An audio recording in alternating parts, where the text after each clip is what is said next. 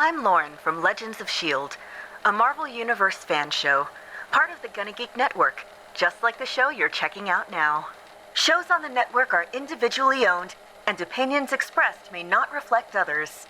Find other incredible geeky shows at GonnaGeekNetwork.com.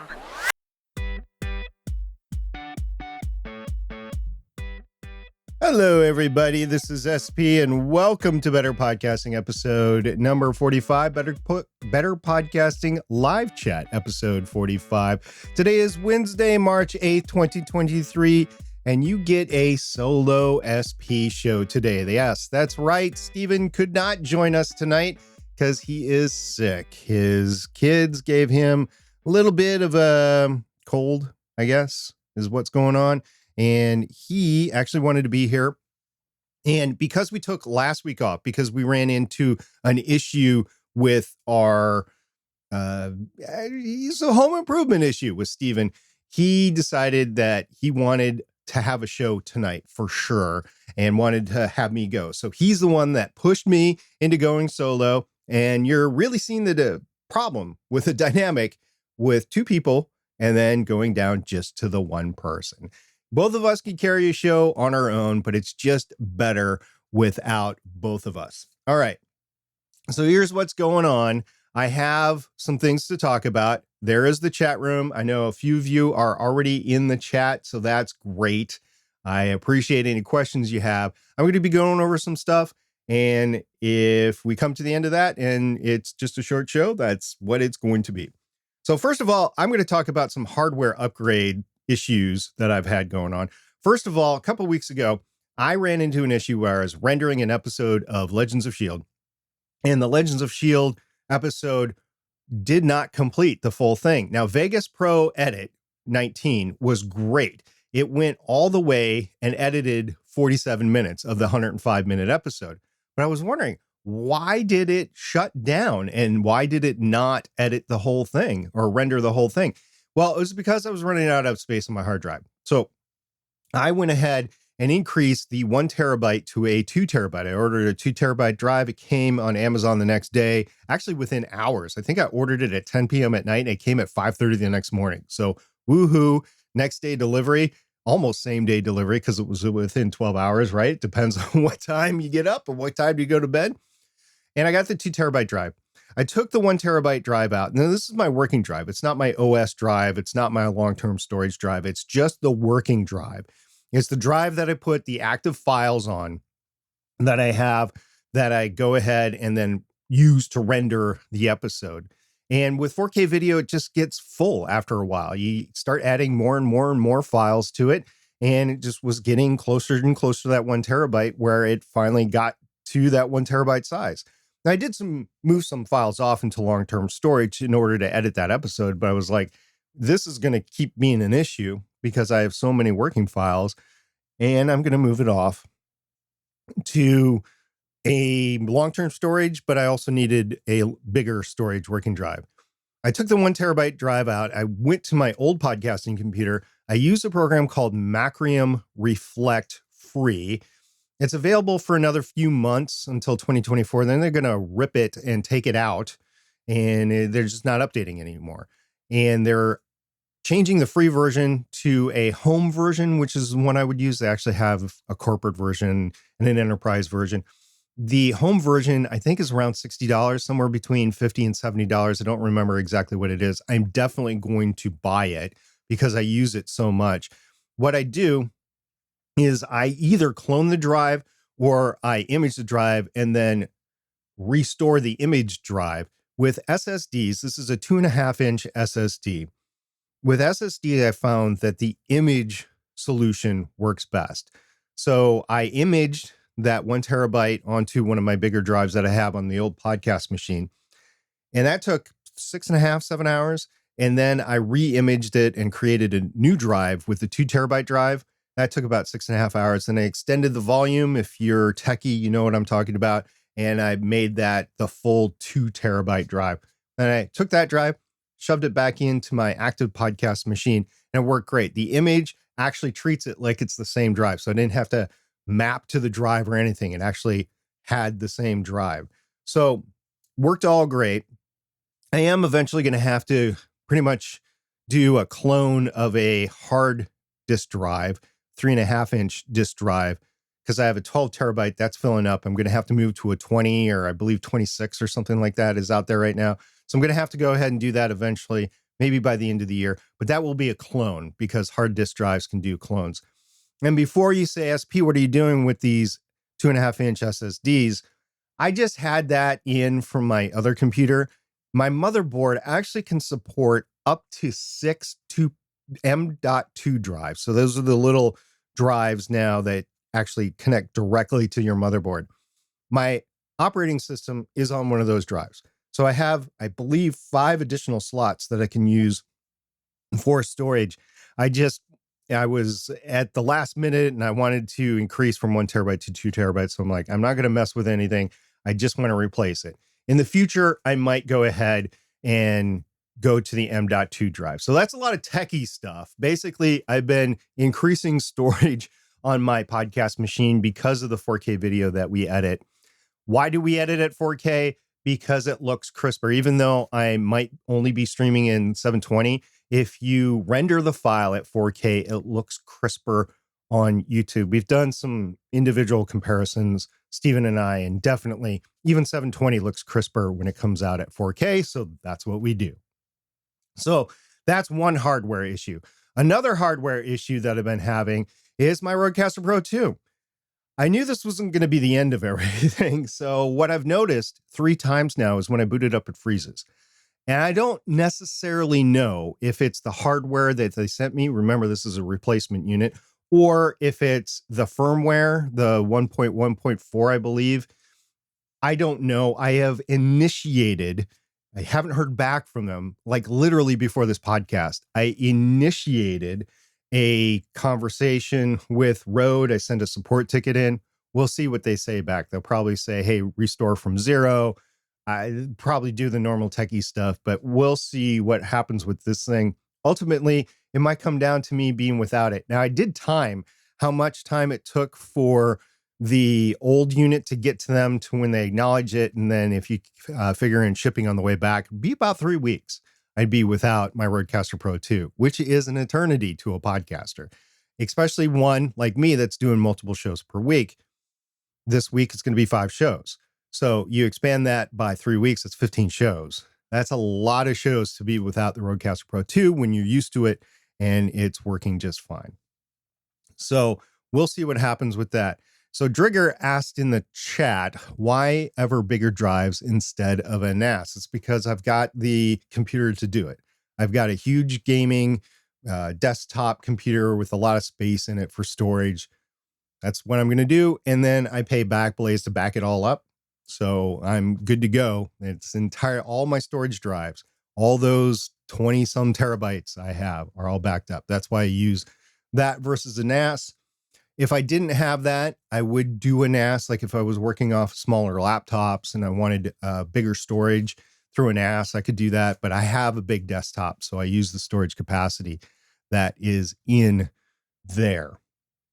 All right, so we talked about the SSD. We talked about the Rodecaster Pro 2 boot up issues. Now, it's working just fine once it boots up. But if you were here at the start of the show, you know that there were people that couldn't hear my audio. I suspect it's because it froze before it booted up and it just didn't connect well. I was seeing a good volume on the Rodecaster Pro 2 in the volume meter that's there, but it just wasn't connecting to the web page, so to Streamyard. So that's an issue, I guess. And I just don't want to do that again. I suspect it'll get worse and worse and worse. It's, like I said, the 3rd time that's happened. So I will endeavor to reboot everything and then test it. Problem with this show is I'm solo, so I had nobody to test with, so I couldn't tell if they say, hey, SP, we can't hear you. It happened once on Legends of S.H.I.E.L.D., it happened once before Strange New Worlds, and now it's happened once before Better Podcasting. So 3 total times. Drigger asked in the chat, do you have to full reboot or does it take a minute to catch up? I have to do a full reboot. I actually have to reboot both the Rodecaster Pro 2 and my computer. My computer is on an SSD, but it does take about a minute to boot up. And then apparently it saved the stream since y'all are actually watching me on the stream. So that was good. StreamYard kept the stream going. And it took, I believe, 30 seconds is what I've timed the Rodecaster Pro 2 to boot up right now with its current firmware. I was timing it because I was timing the videos that I was doing to show the sound pad issue on the previous version. All right. The question in Discord is Johnny P saying, are you getting this message? I see on YouTube TriggerX, but not Discord. Yes, I am using a technology that is different than what Steven normally uses. Steven and I briefly talked. He's apparently in bed, like sleeping and sick and stuff like that. And we talked briefly, and I'm like, look, I don't have the same connections that you do. I don't have OBS set up. I don't have XSplit set up. So I'm just going to have to use StreamYard. And StreamYard does not have the chat connect through Restream that Steven does. So Johnny, I'm sorry. It's 2 split chat rooms, actually 3. So I've got YouTube and Twitch going through StreamYard. And then I'm looking at the live chat over on Discord because that's what we normally do. So I'm actually trying to look at 2 chats at the same time. It's a constant issue that Steven and I talk about moving technologies of what we do. Steven has 2 criteria. One is that he doesn't want to mandate anybody to log into anything. He wanted to keep everybody as anonymous as possible. If that's what they wanted to do, I agreed to that. The other thing is he wanted to try to combine all the chat rooms into one. While StreamYard does do that, I don't think it combines with Discord. I'll have to check for sure, but I have not done that. So I have a full 2 chat rooms that I'm actually looking at while I record this. All right, talking about the different places to stream to, YouTube came out, I believe last week, with an announcement. Maybe it was 10 days ago. It was before we would have recorded last time anyway.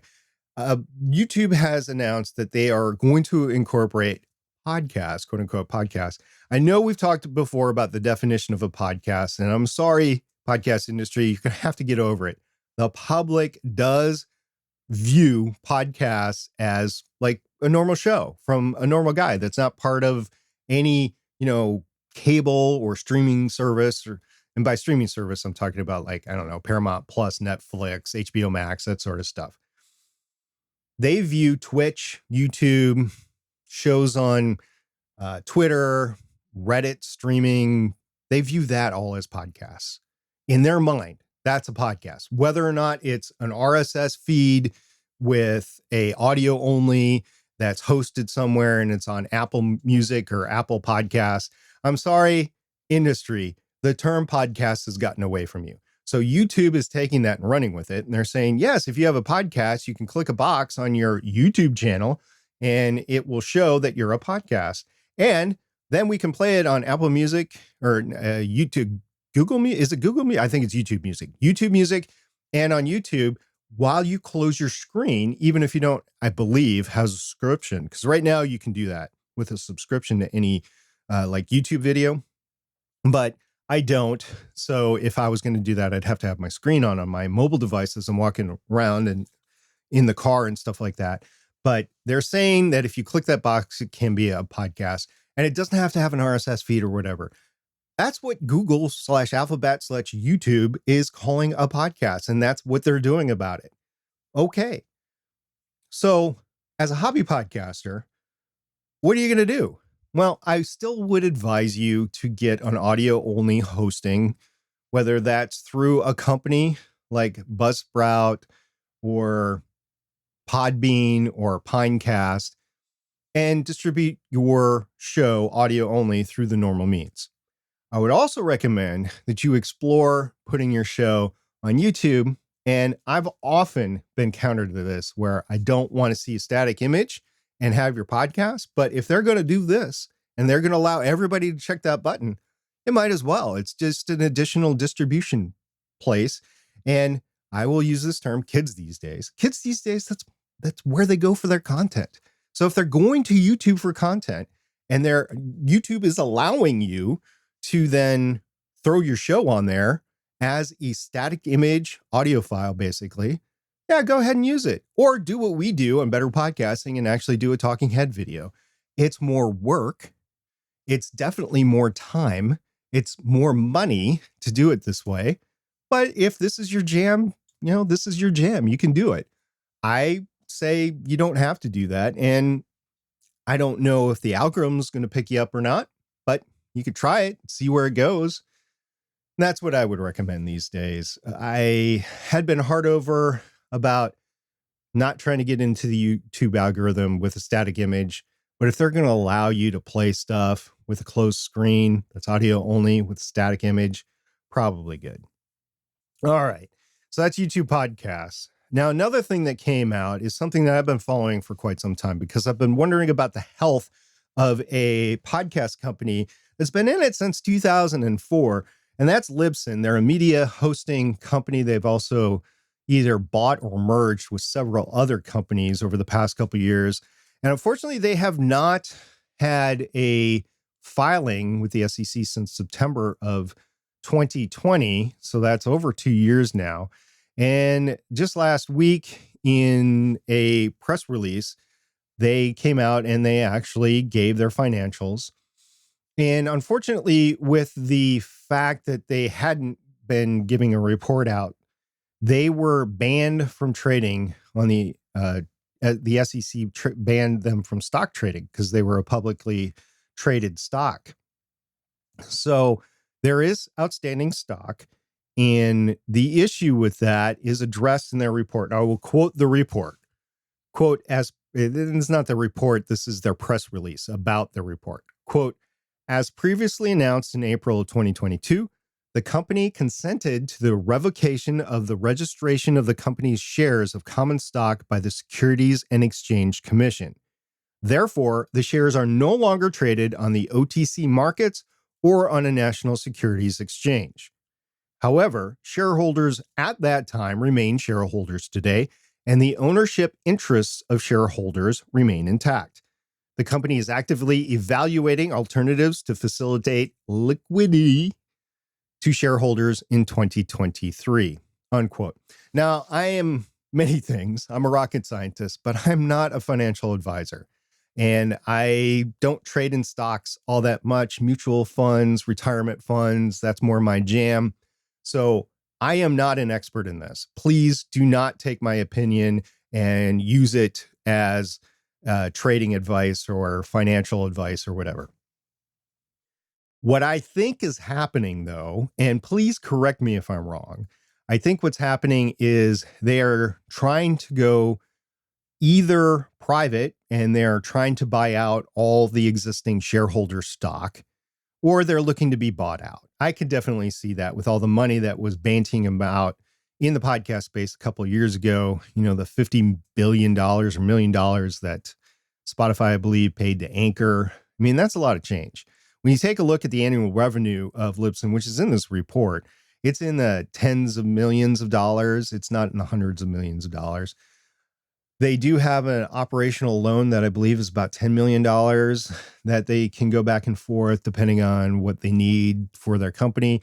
Companies have different needs for this sort of thing, I'm told, or so I'm told. Like if they have to make a big purchase for a building or servers or something like that, they have to delve into like up to millions of dollars to get that sort of stuff. So they, even though they have the revenue coming in, they have to get an operational loan, or basically it's the same thing, I believe, as a home equity line of credit or something like that. So again, not a financial expert. This is just my understanding of things. So I think that is what's happening. They're positioning themselves to take the company private again and buying out the stock. Now, it could just be that they are looking to go back and become publicly traded. I can guarantee you that I can't guarantee you, but there's probably a lot of employees of Libsyn that were granted stock options as part of their employment package. And they probably want to be able to sell those stock on the stock exchange for investment purposes, right? So it's a step forward, I think, of transparency for Libsyn in its financial state. But as a hobbyist, I'm just looking at this, and since I don't understand it, I'm like, I don't know if I would really want to invest myself in this company in terms of like putting my shows on there. Full disclosure, I have many of my shows, most of my shows that are hosted on Libsyn. But if I was choosing today and I was taking a look at this, I'd be like, I don't know if I'd want to do that. However, if you look at the financial health of many other companies, you'd probably say the same thing. But, and I don't know that, but I just been paying attention to Libsyn because I have many of my shows on there. Not all of them, but many of the shows. So I just want to point that out, that they actually had a report that was put out there, maybe not a filing with the SEC, but a financial report that was put out there, and a statement in that press release, which was probably in their report. I didn't read the report, that says that they're looking for options to make the people that have stock be able to convert into money somehow. It's probably going to be less than it was worth.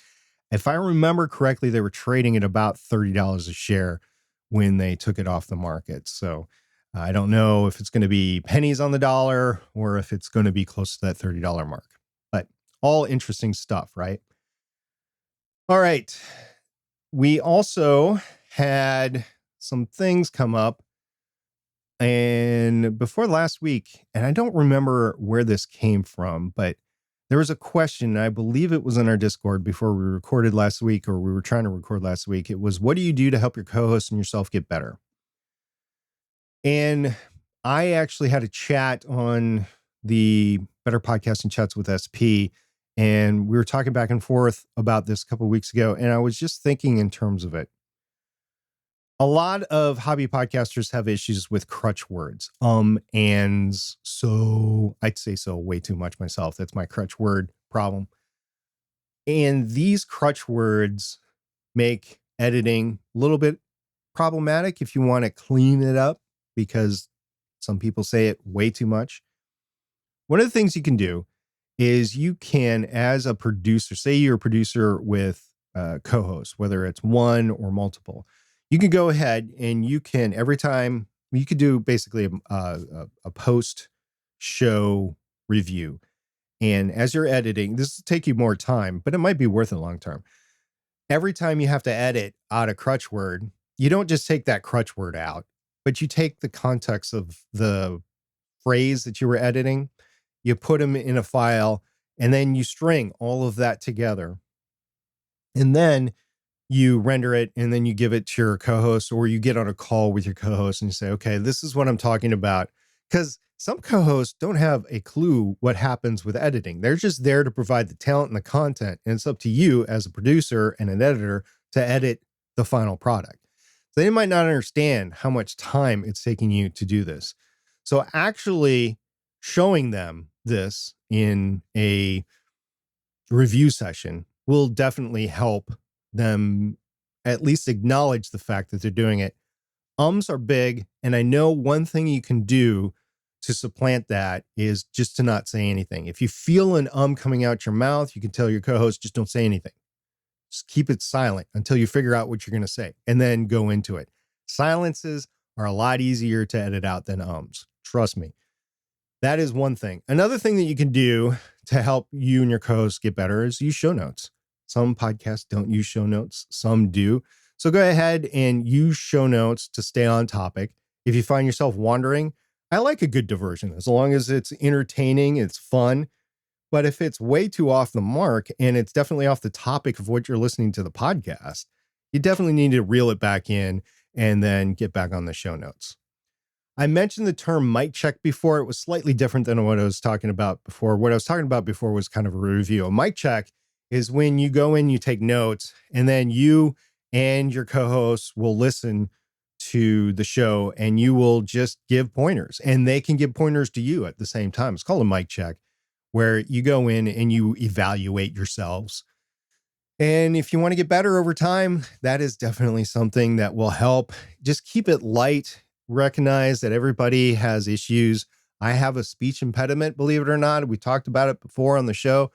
My son definitely has it. That's why I know I have it, because he went through some speech therapy when he was younger. And I was like, man, I probably should have had that too when I was younger. And mic checks kind of help that, but you just have to be cognizant of the background, right?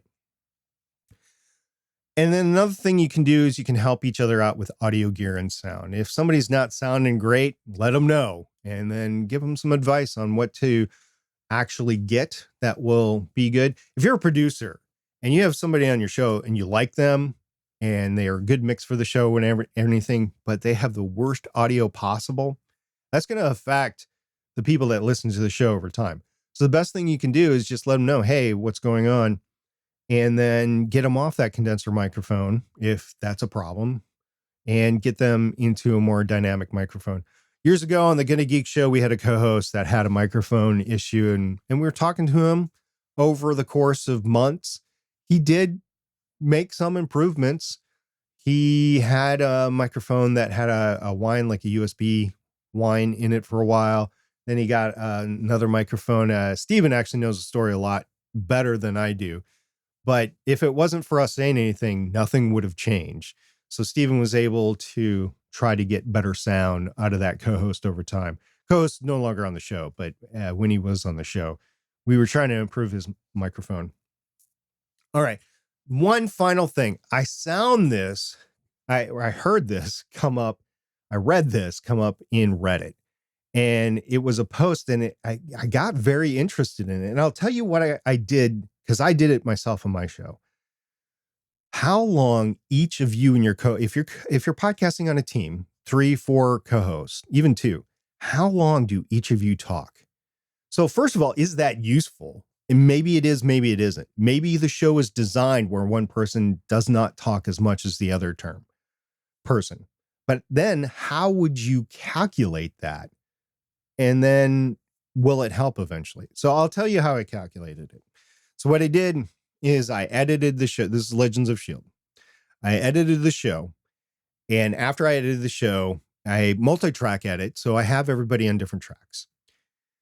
And then I rendered each individual. This is after I produced the show. So the show's produced, it's published. So this is after the fact.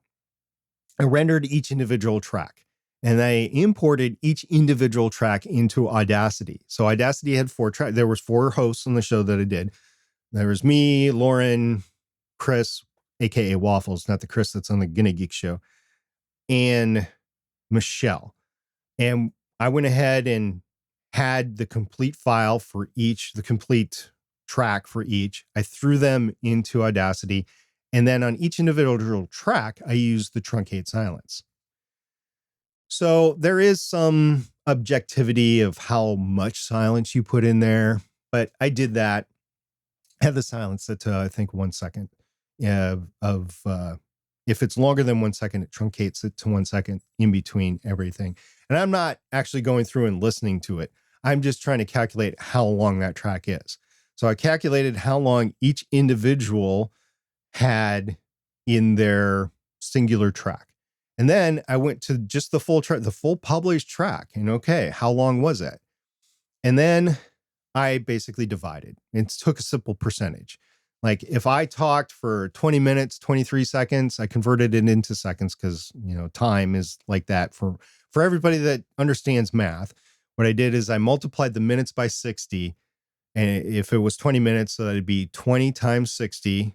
It turned out to be 1,200. And then I added the 23 seconds of 1223. So that's how many seconds that, for instance, I would talk. And let's say the whole podcast was 65 minutes, 1 hour, 5 minutes, 7 seconds. So that's 65 minutes. And I would multiply that 65 by 60 and then add the 7 seconds. What I would do is I would divide that 1,223 that I was talking by the total amount. And I would get the percentage of each individual host of what they were talking. It's not going to equal 100%, especially if you have bumps and intros and outros. It's also not going to equal 100% because there's spaces in there that you're not accounting for. But it gives you a rough estimate of the percentage. Now, the post on Reddit was asking if there was something that automatically does this. And I assume that there is. I just don't know what it is. On the post on Reddit, I don't think anybody came back and said what it was. So this is the best example that I have. And we had a chat about how much everybody was talking. And some people were surprised of what the amount was. So I think that's going to help future interactions. It's going to help some people know that they need to turn it over to other people to talk, and it's going to help some people talk more. And I think a good balance on a podcast is really key for most podcasts. So I think if you do this from time to time, it's going to help you and your podcast team out quite a bit. I'm very interested in what Stephen has to say about all this, so he might chime in on this next time. All right. If there are any questions, now is the time to type them in, either on the Discord live chat or over on Twitch or the Better Podcasting YouTube channel. I think it's the GonnaGeek YouTube channel that this is on. So go ahead and put your questions in, because I'm quickly running out of topics. I will tell you what's been going on with me in podcasting recently. This is actually an odd week. I'm doing 5 total podcasts. I did a GonnaGeek podcast on Monday. I did a Better Podcasting Chats with SP last night. I'm doing this podcast tonight, Better Podcasting Live Chat. On Friday night, I will be doing a Strange New World fan cast, which I'm stepping in as basically a guest host to help out a couple of friends do the Picard final season, season 3. One of the co-hosts on that show, a friend of mine, had a stroke. We talked about it before on the show. So I'm just there helping out for the 10 episodes that they have to go over Picard season 3.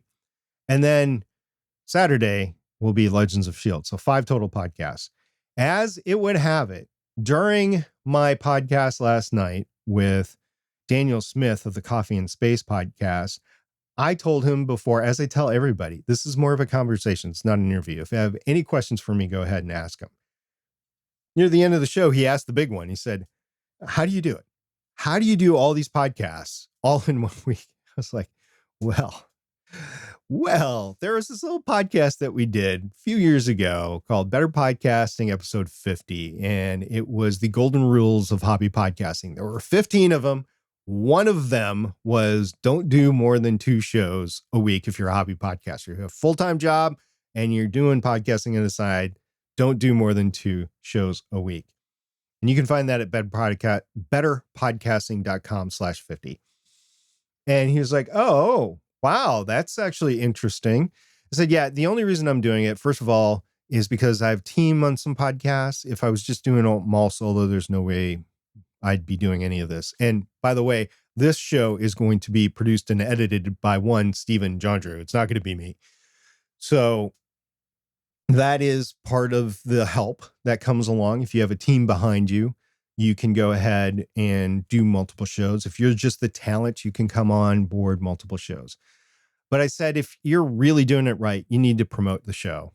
And you need to take time to do that. And there's no way that you can do that if you're doing more than 2 shows a week. In fact, I'm advocating probably trying to slip that down to 1 show a week. So he's like, that makes sense. And it does make sense. So we talked about it last time. I am overextending myself on purpose for a very limited engagement, but I plan to go back to the 2 podcasts a week as soon as I can. And if there's a way that I could do better podcasting and then another favorite project, but only do 1 podcast a week, I'd probably do it. But as of now, the goal is to get down to 2 podcasts a week. So we did have the GonnaGeek show on Monday night.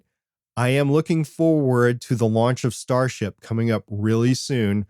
There's a possibility that the FAA will give a license and everything will be good for the 10th of March, which is 2 days from when I record this. I actually doubt it's going to happen. It's a lot to happen between now and then. But I would say sometime in the next few weeks, Starship will probably launch. So that is going to be fun. On the Better Podcasting Chats with SP, I have a few more weeks scheduled out with that.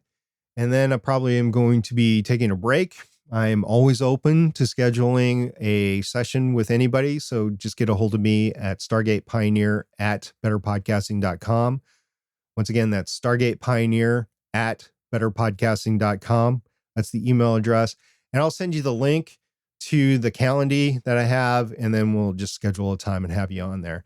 But I'm probably going to be pulling back from that show, probably going to be seasonal of that show. So there's going to be some months that go by that show is not going to release anything. But I do have a few more weeks of that show ready to roll. There's this show that's going to go to the end of this month, and we're going to transition to the Better Podcasting main show again. And then the Strange New World podcast, I have 7 more of those to do. Really, it's really exciting for me, that show, because I have been watching Star Trek since it was the original series. I'm that old, on TV with my dad. And now I have watched The Next Generation since it first came on in the fall of 1987. This is basically the end of it. The end of the main cast, anyway. I think the timeline will persist, but this is the end. So it's really exciting for me to be talking about this season. And the stars aligned for me to be able to do that. So there is that going on. And then on the Legends of S.H.I.E.L.D. show, we're looking forward to the new content coming out. We just finished X-Men, the animated series. We're going to be talking about Ant-Man and the Wasp: Quantumania on this Saturday. And then after that, we'll see what we cover until there's actual Disney Plus shows on again, and there'll be more movies. So it's just a lot going on in my podcasting. Steven has said he is good with one show per week, so it'll be better podcasting for him. And then once a month, we'll be doing the GonnaGeek show. Johnny P in the chat says it looks good so far for Crew 5 Dragon to splash down on March 10th, which is Friday. I think it's tomorrow. Maybe it was today that they disengaged from the International Space Station, but it was scheduled for today. I don't know if that happened or not. I was kind of busy at work, and then there was this whole Relativity launch, 3D printed rocket, believe it or not, was supposed to happen today. So all this is going on, podcasting, and yeah, that's it. All right. So with lack of questions from the chat, I am going to start to sign off now. It was really great to have everybody around. Thank you for listening to me.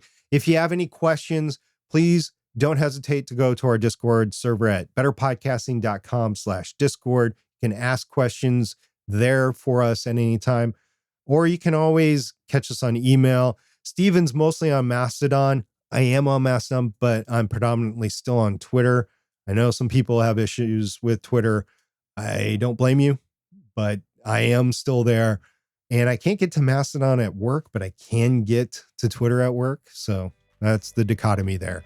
So I'm mostly on Twitter. Steven's mostly on Mastodon. And we are both on our Discord server. So you can catch us there anytime. All right. That's it for episode number 45 of Better Podcasting Live Chat. We'll see everybody next week. Bye. Thanks for checking out another episode of Better Podcasting. You can find the full back catalog of Better Podcasting at betterpodcasting.com. If you're into geeky podcasts, please check out the other podcasts on the GonnaGeek Network at GonnaGeekNetwork.com. This show was produced and edited by Stephen Jondrew. Voice work was done by L.W. Salinas. Thanks again for listening or watching, and we hope to see you again next week.